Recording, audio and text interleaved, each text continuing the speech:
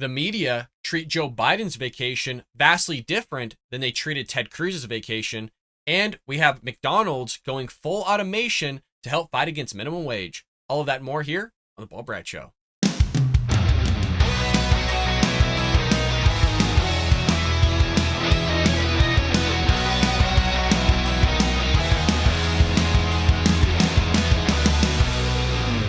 Welcome to The Bald Brad Show. It is Thursday, December 29th, and moving right into our lead story of the day, we have President Joe Biden going on vacation amidst a massive winter storm, a crisis at the border, you have record inflation, you have the Russia-Ukraine debacle, you still have Iran making threats left and right. I mean, you got a litany of things. The man goes on vacation and the media rub his shoulders, folks. The coverage of the media for Joe Biden compared to when Ted Cruz went on vacation, when there was power outages in Texas and people were suffering as well from the cold, are vastly different. And we got a lot of quotes to present you today. If you haven't already hit that like and subscribe button, please do so. It does support the channel. Well, President Joe Biden traveled to the U.S. Virgin Islands this week for a vacation with his family as millions suffered from one of the worst winters to hit this country in years. One of the worst hit areas was in Erie County, New York, where 34 people have died amid heavy snowfall and dangerously cold temperatures. Hundreds of National Guard soldiers were deployed to deliver food to residences and check out their well-being. In all, at least 86 people, folks, were rescued from hazardous situations, and this came from the National Guard themselves.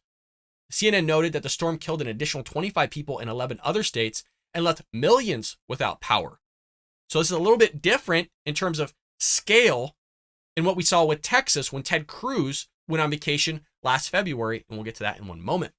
Meanwhile, Biden traveled to another place for vacation, reportedly staying for free at a luxury villa owned by billionaire Democrat donors Bill and Connie Neville. Now, I would rather him be there for free than using taxpayer dollars, so I'll give him that much. But hell, now is not the time to go on vacation, bud, but he's going to do it anyways. While the media coverage that Biden received for taking a vacation, as millions of Americans suffered from a natural disaster, was vastly different than the coverage that Senator Ted Cruz received when he went on vacation last February as people in Texas faced power outages from a winter storm.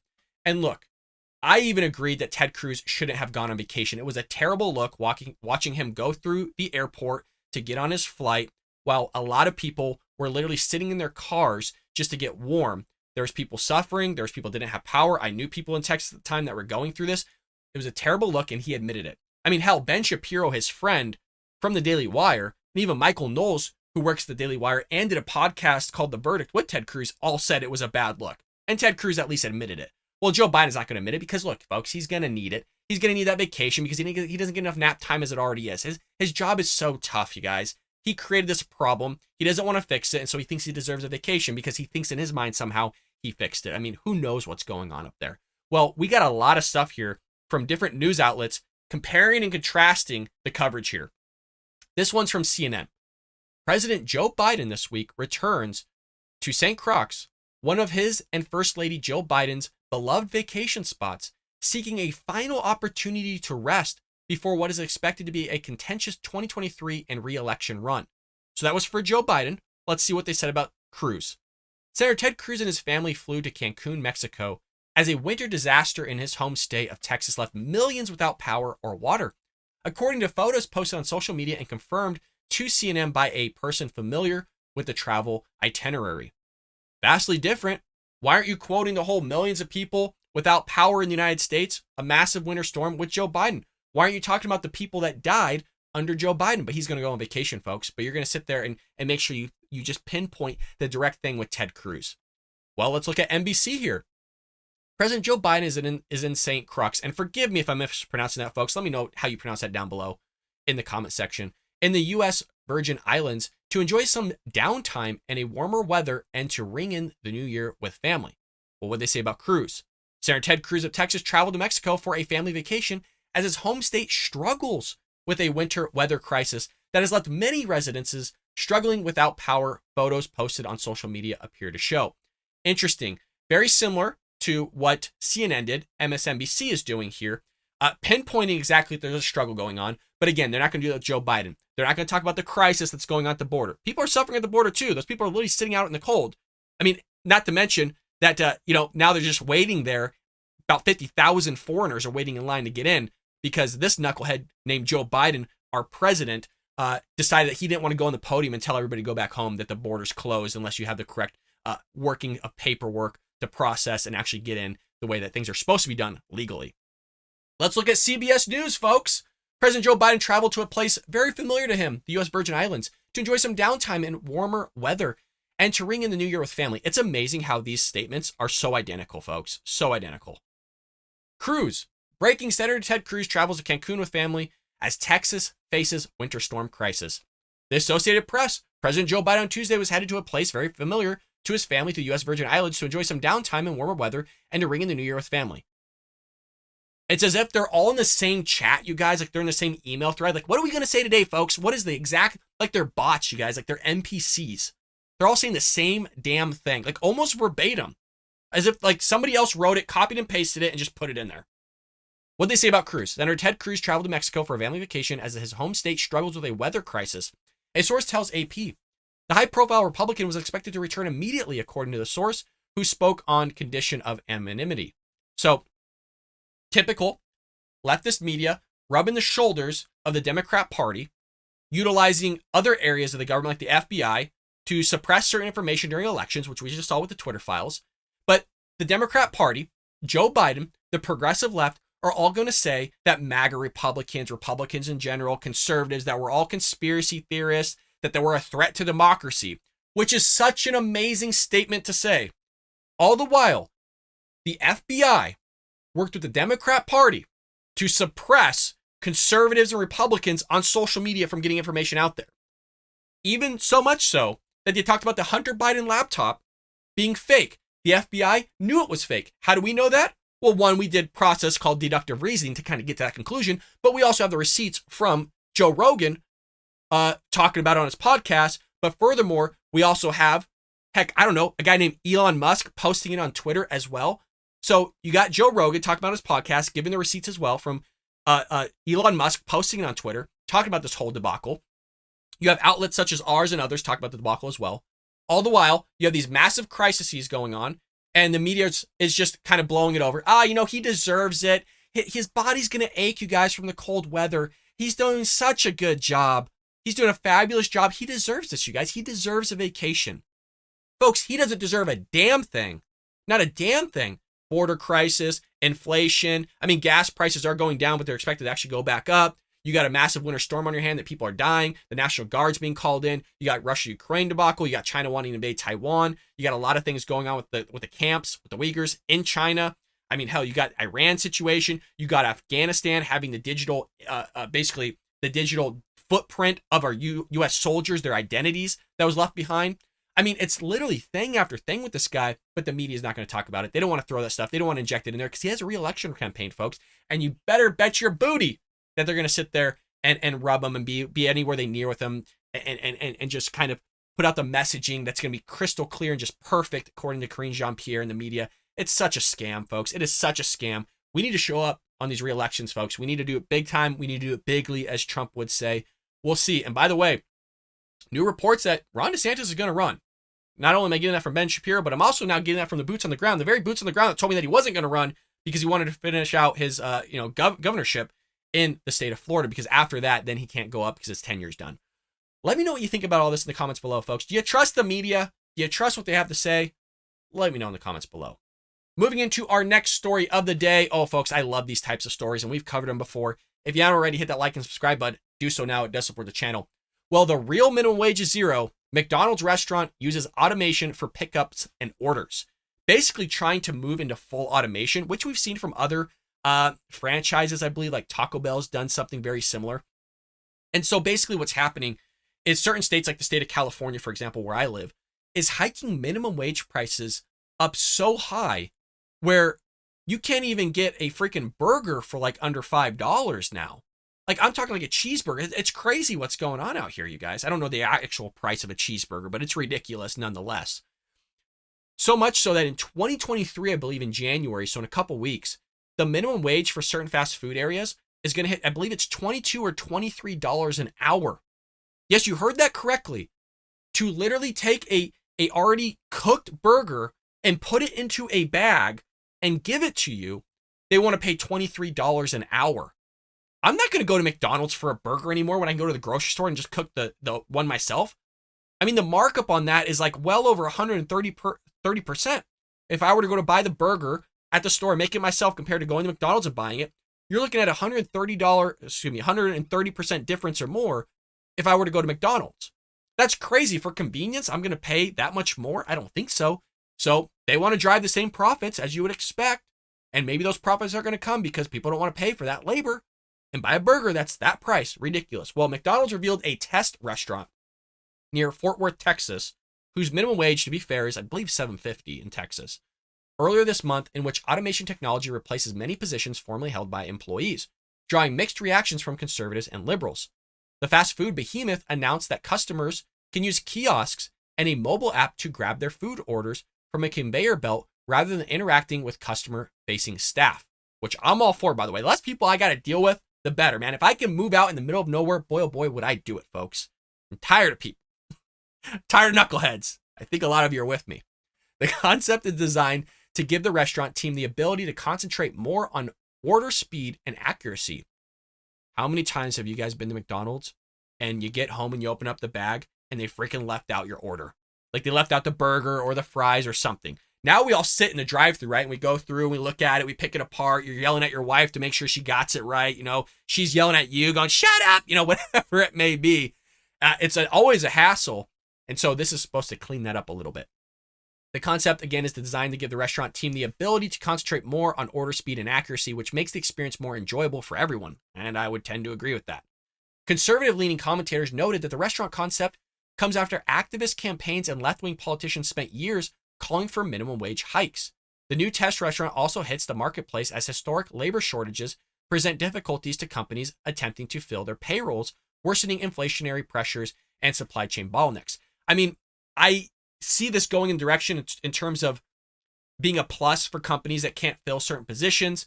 It lowers, medical costs. It lowers the cost of taxes as well. Hell, it just lowers the cost of production and making everything just in general. So, I mean, it is a win-win. I mean, hell, these machines will pay off themselves vastly quicker than you actually have an employee. And again, you have these leftist activists going, well, we need a living wage. We can't actually feed our families. It's bogus, you guys. What the hell does a living wage even mean? Somebody, say, just a pure example, say I was hiring somebody and they were going, well, I have a family of 5 and I need $90,000 for a living wage. Well, that person's living wage is going to be different than a single person who's applying for the same job that's living wages, say, $30,000 or $40,000 to get by. Obviously, I would hire that guy over that guy because I don't want to pay that guy $90,000 or $60,000, however much he's asking, when I can get the same guy to do the same exact job for half the price or a fraction of the price, whatever it may be. So a living wage doesn't mean anything. People's desires and wants and needs are vastly different than other people. But this is the stuff the left is going to push because they don't know economics. They don't know the basics of running a business. They don't know anything. And some people might go, well, how the hell do you know about running a business? I was an accountant for a lot of years. I run a business here. You're watching it live. I know a little bit about business. I do people's taxes that have businesses. I've done people's taxes that have corporations. I've done it all, folks. I've done it all, as Trump would say. Not saying I know everything, but I damn well sure know the basics. That's for sure. But the left don't. The real minimum wage is $0, and you're always replaceable. Based Politics President Hannah Cox said on social media, alluding to a phrase favored by conservative economist Thomas Sowell. And he's written books up the wazoo. Couple great mentions are Economics 101. You have the white and redneck liberals or liberals and rednecks or whatever it may be. Discrimination Disparities is one of my favorites. So if you ever read Thomas Sowell, I highly recommend you go check him out. But he's absolutely correct on this. Quote, if you want more money, find a way to add more value. Anyone telling you differently has no idea how to eradicate poverty. Absolutely correct. And some people that actually go against this is people like Sam Seeger and says, well, value is not really in the equation of productivity. And based on the graphs that we see with productivity and value don't correlate to rising wages. Well, there's more involved into adding value. And a lot of companies have certain check boxes that you can make to rise up into the ladder. As long as you meet those check boxes, you're adding more value to the company based on your skill set, and thus you're going to be getting offered more money. Now, there's not every company that's like that, but that's one of the main questions when I'm hired, going, well, what is your company culture like? And 2, do you have incentive structures that are already built in place so that I can climb the ladder and basically, of course, get more money, but also be more of an investment in your company as an employee and basically help your customer base get more customer satisfaction and ultimately a better product from me in helping them, if that makes sense. I'm talking in terms of more accountancy, and if you can attach that to the service field, do so. But that's what it's talking about here. But the left don't believe that fully, folks. Liberal-leaning commentators rebutted such arguments. Fight for 15, an activist group demanding a minimum wage of $15 per hour, said that restaurant shows workers need to demand higher pay. Maybe it's time for broad worker solidarity so we can fight back. The question is, again, and I've talked about this at length, for those that are old, very old Ball Bradshaw listeners, we've done a whole thing on this many of times, is how do they get to that number of 15? Why is it $15? Why is it not 20? Why is it not $30? Why is it not 40 or 50? That's what confuses me here. They just throw out a $15 an hour, and then we're going to go 5 years, maybe 10 if we're lucky, and go, well, we need another $5. Now it's $20. Well, yeah, it's going to cost more to meet your certain standard of living because you just shot everything through the roof now, because everybody across the board in that state, or if you want to take this federally, across the United States is going to have to pay more for a good and service. And so if they're paying more for the good and service, then somebody's going to need more money to pay for that good and service. So you're constantly going to have minimum wage that's going to be constantly rising, which is why the federal minimum wage is $7.50. And in some states, it's $15 or going up to $22, like the state of California. I don't think there should be a federal minimum wage.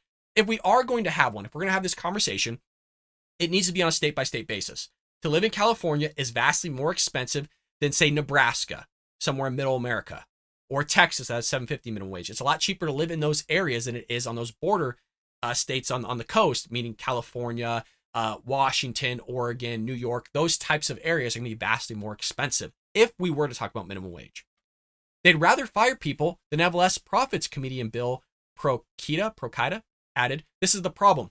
Yes, they would rather fire people than have less profits. You are correct. This is a public company. They're talking about the shareholders here, folks. Yes, they want to have the same profits. Why is this such a shock? Welcome to capitalism. Not every business is like that. The vast majority of businesses in America are about 20 employees or less, I believe, which makes about 80% of business in America. And employers want to help their employees get more money. So they always go to these massive corporations going, well, why aren't they paying more? The Wahlbergs, the Waltons, like Bernie Sanders does. They want to meet certain profits. And when they're not meeting those certain profits, people are going to get pissed, especially those that have stake in that company, like a public company like McDonald's. And so if you're not meeting the same sort of profits, say percentage-wise, then people are going to sell that stock. They're not going to be happy. The CEO is going to be fired. They're going to have to move certain things around because they're not meeting what they should have meant. Like there's certain things that go involved into this that's way longer than a 15-minute podcast that we can do. But the left does not understand that. Comedians don't understand that. People in the Democrat Party don't understand that. And I've talked about a recent study that was conducted. The vast majority of Democrat politicians have never ran a business. They know nothing about business. Their degree's not in business, but yet they're telling businesses what to do left and right. It's the same thing with the progressive left here. They know nothing about business. Their degree's not in business. They haven't studied business. They haven't had a business themselves. They haven't even talked to anybody that literally owns a business. They don't know anything, but yet they just want $15 an hour. They demand it. They want it. And if they don't, then they're going to sit there and protest, light buildings on fire, cry in the streets, wham, wham, wham, big old babies. I'm not saying that you have to own a business to know anything about business. You can read one book and know a vast majority about business than a lot of other people do. But hell, don't go out in the streets just proclaiming something and know nothing about it. On a less serious note, writer Patrick Casey observed, on the bright side, at least the ice cream machine will work. That's pretty funny. That's actually pretty good. Because he's not wrong. Not wrong at all. How many times have you been to McDonald's and you go, well, the thing ain't working. The thing ain't working. So at least we get some comedic stuff out of this. McDonald's has made several recent pushes towards increased automation. The company partnered with IBM to automate drive-thrus and unveiled voice ordering technology at multiple Chicago restaurants last year after purchasing several artificial intelligence startups. Do I think in 5 years from now, you're going to have a voice in the drive-thru? I do, but I don't think this is going to be something that happens in the next year or so. McDonald's CEO said this at an investor conference.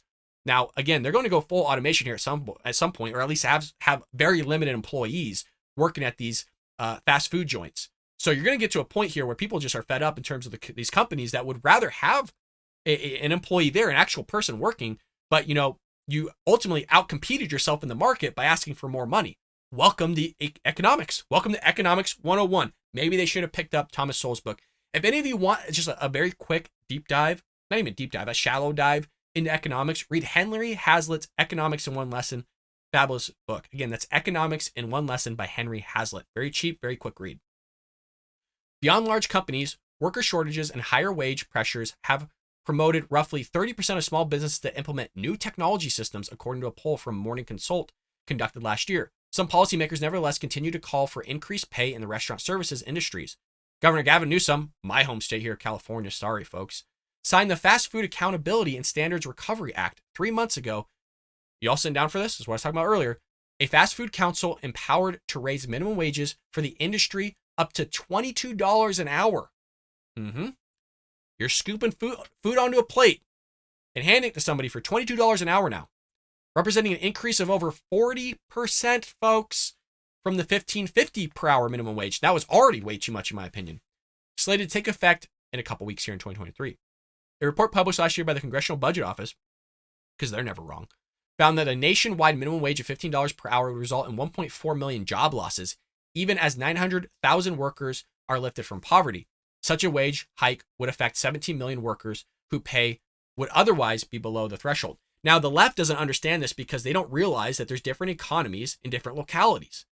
Look at the states. Again, California is different than, say, Nebraska. And so when you ask for a $15 national minimum wage, you just doubled Nebraska's minimum wage, or Texas at $7.50 in the span of like a month or two. You don't think that's going to have ramifications on small businesses that make up the vast majority of our economy? They don't understand this, folks, because they're stuck in a bubble. They're stuck in a bubble, and they can't have a conversation about it because if you go against the grain here, you're a bigot. If you go against the grain, you're sexist, bigot, homophobe, the whole litany of things. They don't get it. They don't understand it. Good move by McDonald's. I think this is a great move by McDonald's, and I think if they're successful with it, you're going to see it at Taco Bell, wherever you might have fast food, Chick-fil-A, heck, I don't know what you have in your area.